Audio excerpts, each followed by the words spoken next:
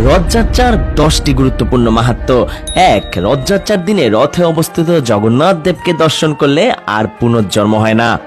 2. কেউ যদি রথের দড়ি স্পর্শ করেন মুহূর্তেই তার কোটি পাপ বিনষ্ট হয়। 3. যারা রথযাত্রা মহোৎসবে কীর্তনের সহিত নৃত্য করেন তাদের শরীর থেকে যত পরিমাণ ঘাম নিঃসরণ হয় তত সহস্র সংখ্যক পাপ নাশ হয়। 4. ভগবানের নাম কীর্তন করতে করতে যে রথযাত্রায় গমন করেন সে যে মোক্ষ লাভ করে তাতে আর সংশয় নেই। 5. এই মহোৎসবে যারা সানন্দ হৃদয়ে ভক্তিভাবে ভগবানকে রথে উপবিষ্ট থেকে গমন করতে দেখে তাদের নিঃসন্দেহে বৈকুণ্ঠ বাস হয়। 6. ভগবানের রথচ্ছায়া স্পর্শ করলে ব্রহ্মহত্যা পাপ বিদূরিত হয় এবং রথযাত্রার ধূলি স্পর্শ হলে ত্রিবিধ পাপপুঞ্জ বিনষ্ট হয়ে যায় এবং স্বর্গগঙ্গায় স্নানের ফল লাভ হয়।